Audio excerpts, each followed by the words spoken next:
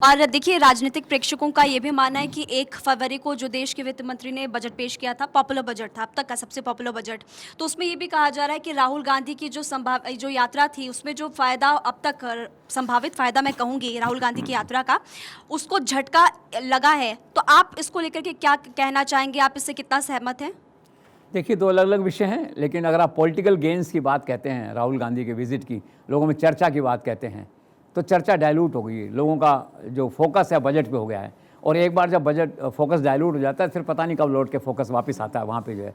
तो budget super hit budget उन्होंने दिया है। सबसे बड़ी बात इस बजट की ये है कि पॉलिटिकल पोल्स चुनाव के प्रेशर के बावजूद, ठीक है, कोई फ्री अनाउंसमेंट नहीं किए गए, फ्री बिजली पानी ये वो नहीं किए गए। बहुत बड़ी बात है ये गेम चेंजर है आने वाले राज्यों के लिए, लोगों के लिए। एमपी में सुना मैंने कुछ लोग कर रहे हैं, कुछ और राज्यों में कर रहे हैं, अब कोई नहीं करेगा इसके बाद में जो है।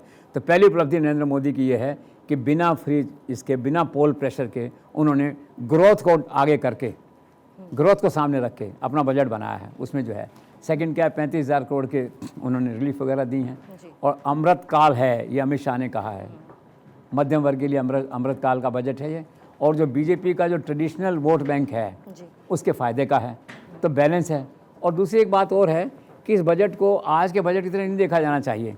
इस बजट को आप देखिए 2047 का बजट मान करके, कि नरेंद्र मोदी का विज़न कहाँ है अगले 20 साल का, 25 साल का, और क्या कर रहे हैं।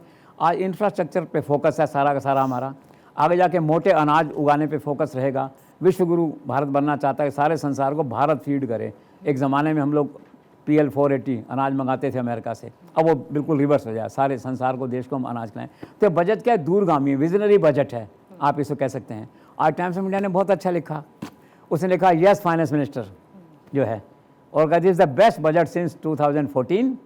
और उसने इतना क्लियर लिखा उसके अंदर से, उसने कहा कि इफेक्टिव इकोनॉमिक्स जो है आपकी, और confident politics and very credible physical numbers, super analysis इस बजट का जो है। तो बजट की बात है तो नेचुरली क्या है, लोगों का ध्यान अब डाइवर्ट हो गया यात्रा से, और ये होता रहता है, जब बड़ी घटना आती दूसरी घटनाएं पीछे रह जाती हैं। That's all.